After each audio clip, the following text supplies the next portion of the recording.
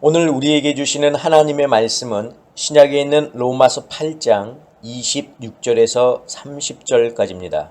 제가 봉독하겠습니다. 이와 같이 성령도 우리의 연약함을 도우시나니 우리는 마땅히 기도할 바를 알지 못하나 오직 성령이 말할 수 없는 탄식으로 우리를 위하여 친히 간구하시느니라. 마음을 살피시는 이가 성령의 생각을 아시나니 이는 성령이 하나님의 뜻대로 성도를 위하여 간구하심이니라. 우리가 알거니와 하나님을 사랑하는 자 곧 그의 뜻대로 부르심을 입은 자들에게는 모든 것이 합력하여 선을 이루느니라. 하나님이 미리 아신 자들을 또한 그 아들의 형상을 본받게 하기 위하여 미리 정하셨으니 이는 그로 많은 형제 중에서 맏아들이 되게 하려 하심이니라. 또 미리 정하신 그들을 또한 부르시고 부르신 그들을 또한 의롭다 하시고 의롭다 하신 그들을 또한 영화롭게 하셨느니라. 아멘. 기도하겠습니다. 사랑의 아버지 하나님 감사합니다. 오늘 이 새해 첫 주일을 또 주님 앞에 나와 함께 드리게 하심을 감사합니다. 오늘도 저에게 주시는 말씀 잘 듣게 하시고 말씀 속에 담겨진 하나님의 뜻을 저희들이 잘 깨달을 수 있도록 도와주시며 오늘도 하나님의 음성을 듣고 그 음성에 따라 나아가는 저희들 되게 하여 주시옵소서. 예수 그리스도의 이름으로 기도하옵나이다. 아멘. 예, 사랑하는 성도 여러분, 지난 한 주간 잘 보내셨습니까? 이제 2026년 새해를 저희가 맞이하면서 또 새로운 마음으로 우리가 주님의 일을 또 잘 감당해 나가는 저와 여러분들이 되시기를 부탁을 드립니다. 자, 지난주의 말씀 잠깐 돌아보겠습니다. 지난주는 2025년 마지막 주일 예배로 저희가 드렸습니다. 사람들은 이 마지막이라고 하는 단어에서 오는 그 어감, 이것을 굉장히 의미 있게 생각합니다. 그래서 연말이 되면 한 해를 뒤돌아보면서 아쉬웠던 것, 또 부족했던 것, 이루지 못했던 것을 떠올리면서 새해에는 더 나은 삶을 위해 살겠다고 다짐하고 또 소망하고 결단합니다. 자, 이런 다짐과 결단이 미래에 대한 나의 어떤 인생이나 계획, 또 건강, 교육에 관한 것이라면 상관이 없겠지만 믿음에 대한 것이라면 우리가 조금은 달리 생각해야 합니다. 올해는 믿음 생활을 잘 하지 못했으니까 내년에는 잘해야지 라고 하는 다짐, 좋아 보이고 결단 있게 보일 겁니다. 그렇지만 믿음에 대한 결단은 내년도, 내일도 아닌 지금이 되어야 합니다. 왜냐하면 믿음은 현재이기 때문에 그렇습니다. 성도는 소망을 가지고 사는 사람이지만 현재에 충실해야 하는 사람입니다. 그렇기 때문에 믿음에 대한 결단과 다짐도 지금이어야 한다는 것이죠. 그런 의미로 보면 성도들에게 오늘은 가장 소중한 중요한 날입니다. 오늘 회개하고 오늘 결단하고 오늘 믿음을 지켜야 합니다. 내일은 우리에게 거저 주어지는 날이 아니라 하나님의 허락하심이 있어야 주어지는 날입니다. 그렇기 때문에 우리는 하나님의 은혜가 아니면 단 하루도 살 수가 없습니다. 예수님은 제자들에게 오늘 우리에게 일용할 양식을 주시옵고 라고 가르쳐 주셨습니다. 광야에 있는 이스라엘 백성들에게 하나님은 하루치의 만나만 거두도록 하셨습니다. 우리에게 내일은 보장된 날이 아니라 하나님의 허락이 있어야 살 수 있는 날입니다. 그래서 성도는 오늘을 나의 마지막 날로 생각하며 살아야 합니다. 그렇게 살면 우리는 절대 허튼 일에 시간을 소비하지 않습니다. 그렇게 살면 우리는 다음에, 내년에, 새해라는 단어를 사용하지 않습니다. 그러므로 성도는 어느 특정한 때에만 다가올 날을 준비하고 계획하고 결심하는 것이 아니라 바로 지금, 오늘 해야 합니다. 그래서 오늘은 나에게 가장 소중한 날입니다 라는 내용으로 제가 지난주에 말씀을 드렸습니다. 자, 오늘은 2026년 새해 첫 주일, 신년 주일이자 또 우리 아름다운 교회 창립 16주년 기념 주일입니다. 매년 제가 이 창립주일 설교 때마다 말씀을 드리지만 저희가 창립해서 지금까지 3번의 예배 처소를 옮겼고 또 한 번 또 다른 교회와 멀지 했었고 또 코로나로 인해서 수개월 동안 야외에서 예배를 드렸고 또 교단을 떠나야 하는 그러한 슬픔도 있었습니다. 자, 이런 과정을 거치면서 그래도 한 가지 변하지 않고 끝까지 지키려 하는 것이 있다면 그것은 바로 아름다운 교회라는 이름입니다. 여러분들도 다 잘 아시겠지만 우리 교회 이름이 그냥 아름다운 교회가 아니죠. 교회 이름을 수식하고 있는 구절이 있는데 바로 하나님 보시기에입니다. 그래서 우리 교회의 풀네임은 하나님 보시기에 아름다운 교회입니다. 그리고 저는 몇 년 전부터 매 창립 기념 주일 때는 하나님 보시기에 아름다운 교회라는 제목으로 똑같은 제목으로 설교하겠다고 말씀드린 바 있습니다. 그래서 오늘 설교 제목도 하나님 보시기에 아름다운 교회입니다. 자, 설교 제목이 같다 보면 내용도 비슷해질 수 있어서 저는 설교를 준비하기 전에 지난번, 작년, 재작년 그리고 또 재재작년에 했던 설교를 살펴보았습니다. 자, 그러면서 느끼는 것은 하나님 보시기에 아름다운 교회가 되기 위해서 우리 성도들이 해야 할 일이 참 많구나라고 하는 것을 알게 되었습니다.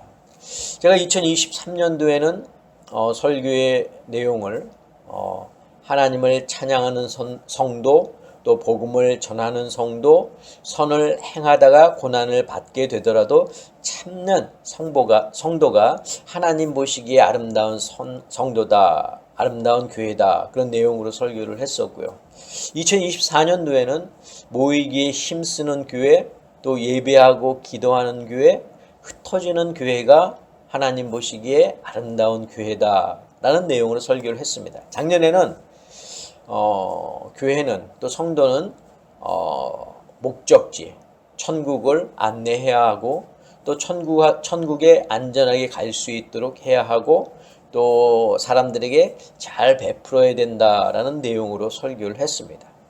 자, 오늘 드릴 설교의 본문 우리가 로마서 함께 읽었는데 여러분들이 다 잘 아시는 내용입니다. 자, 그 내용을 한 문장으로 요약해 보자면 하나님 보시기에 아름다운 교회는 합력하여 선을 이루는 교회다입니다. 자, 그렇다면 합력하여 선을 이룬다고 하는 것은 무엇일까요? 어떻게 하는 것이 합력하여 선을 이루는 것일까요? 자, 먼저 합력한다는 것은 서로 협력한다는 말입니다. 나 혼자가 아니라 같이 함께 한다는 것이죠. 자, 그런데 이 합력을 작은 의미에서 보면 우리가 같은 공동체 안에서 믿음 생활하는 성도들 간의 협력으로 생각할 수 있지만 오늘은 좀 더 큰 의미의 합력에 대해서 좀 생각해 보려고 합니다. 제가 며칠 전에 기후에 관한 다큐멘터리를 보았습니다. 그런데 제목이 조금 특이했습니다. 제목이 뭐였냐면 신년 특집 기후 다큐멘터리 사건 번호 2026년 지구라는 제목이었습니다.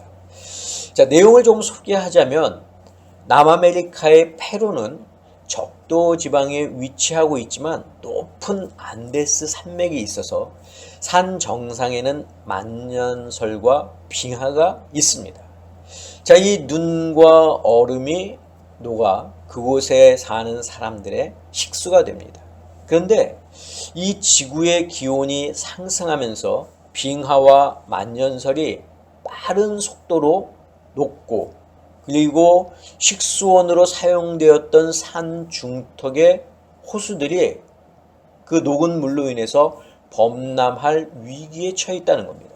최근에도 몇 차례 호수가 범람해서 마을에 큰 피해를 입혔는데 이것보다 이제 더 큰 피해가 나타날 수 있다는 거죠. 그래서 그 마을 사람들이 독일의 어떤 한 석탄 공장을 상대로 소송을 낸 것입니다.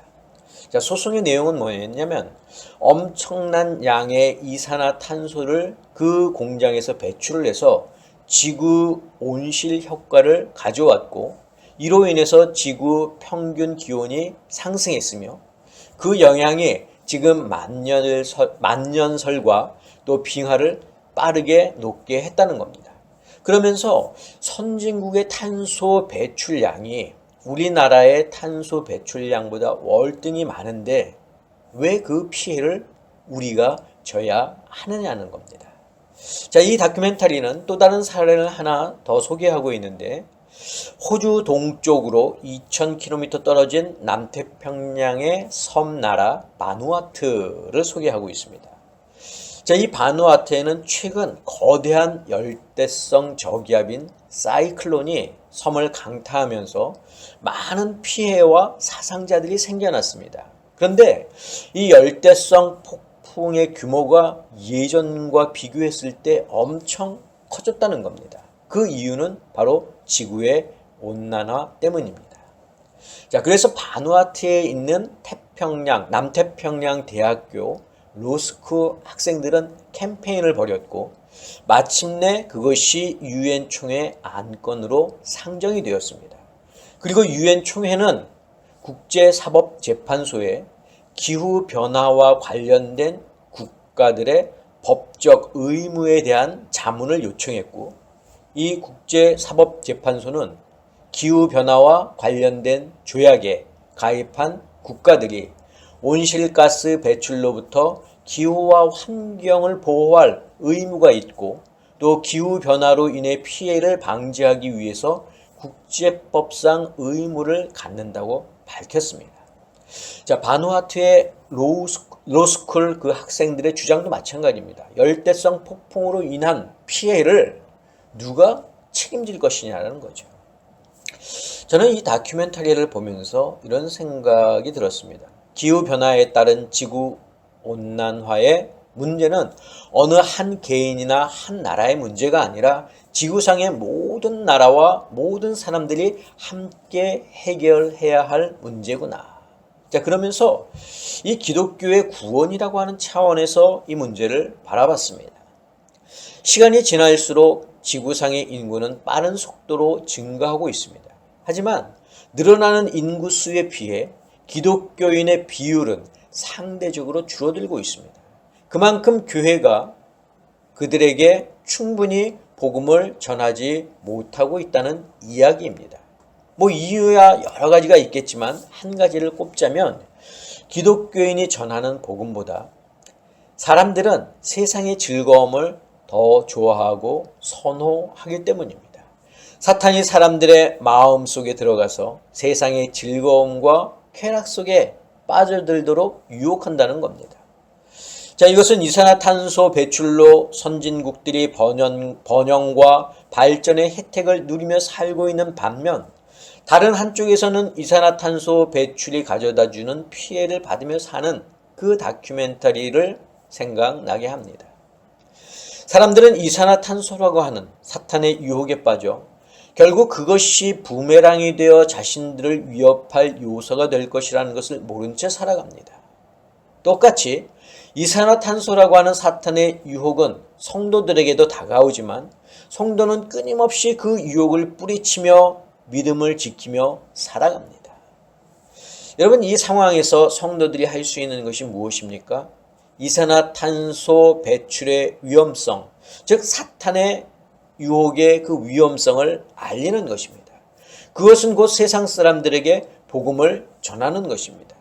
이산화탄소의 배출량을 줄여 지구온난화를 막는 것처럼 사탄의 그 유혹의 진실을 알리고 이를 극복할 수 있는 방법이 오직 복음뿐임을 알리는 것입니다. 이것이 바로 합력하여 선을 이루는 것입니다. 서로 합심하여 같은 목적을 이루어가는 겁니다. 자, 그렇다면 선을 이룬다고 하는 것, 그것은 구체적으로 무슨 뜻일까요? 하나님의 뜻을 따른다는 겁니다. 여러분, 하나님은 선하신 분입니다. 그렇기 때문에 하나님을 믿는 우리도 선해야 합니다. 하나님을 믿는다 하면서 선하지 않는다면 그것은 하나님을 믿지 않는 것입니다. 하나님을 믿음으로 또 예수를 믿음으로 우리의 죄가 사해졌고 하나님의 선하신 능력이 우리에게 작용해 우리도 하나님의 선하심 안에 거하게 되었기 때문에 우리도 선한 자들이 되었습니다. 그러므로 하나님의 사람은 하나님의 뜻을 따라야 합니다. 하나님의 뜻은 무엇입니까? 세상을 구원하는 것이고 하나님의 나라를 회복하는 것입니다. 그래서 하나님은 예수 그리스도를 통해서 이미 구원을 완성하셨고 또 예수님을 하나님 나라의 보좌에 앉히셨습니다. 구원은 완성되었고 하나님의 나라도 이미 도래하였다는 거죠. 자, 이제 남은 것이 있다면 하나님의 백성이 복음을 들고 세상에 나아가 세상 사람들에게 전하며 그들도 예수를 그리스도로 믿고 구원받아 천국 백성이 될 수 있도록 하는 것입니다. 이산화탄소 배출이 가져다주는 피해를 알리기 위해 페루의 사람들이 독일의 석탄 회사를 상대로 소송을 제기한 것처럼 바누아투의 로스쿨 학생들이 캠페인을 벌여 유엔 총회의 안건을 상정한 것처럼 우리 성도들이 끊임없이 세상의 복음을 전하기 위해 여러 수단과 방법을 가지고 노력해야 한다는 겁니다. 그것이 바로 선을 이루는 것이고 하나님의 뜻을 따르는 것입니다. 사랑하는 성도 여러분, 하나님 보시기에 아름다운 성도는 합력하여 선을 이루는 교회입니다. 성도들의 합력은 한 교회, 특정한 교회의 성도들의 합력이 아니라 지구상에 있는 모든 교회와 모든 성도들의 합력입니다. 하나님을 나의 아버지로 믿고 섬기는 모든 교회와 성도들이 합력하여 하나님의 본질인 이 선을 이루어야 합니다. 그것이 바로 세상에서 방황하고 죄 가운데 헤매고 있는 사람들에게 구원의 복음을 제시하고 예수 그리스도의 이름을 증거하는 것입니다. 예수님은 사도행전 1장 8절에서 오직 성령이 너희에게 임하시면 너희가 권능을 받고 예루살렘과 온 유대와 사마리아와 땅끝까지 이르러 내 증인이 되리라 말씀하셨습니다. 복음은 예루살렘과 유대만 전하는 것이 아닙니다. 내가 사는 곳과 멀리 떨어져 있는 사마리아와 땅끝까지 가서 전하는 것입니다. 저는 우리 아름다운 교회 성도 여러분들이 오늘 말씀을 기억하고 또 마음에 담아 앞으로 남은 우리의 삶을 온전히 합력하여 선을 이루는 일에 사용하는 하나님의 귀한 백성들이 되시기를 주님의 이름으로 간절히 축원합니다. 기도하겠습니다. 사랑의 아버지 하나님, 오늘 말씀을 통해서 합력하여 선을 이루는 교회가 하나님 보시기에 아름다운 교회라 말씀하셨습니다.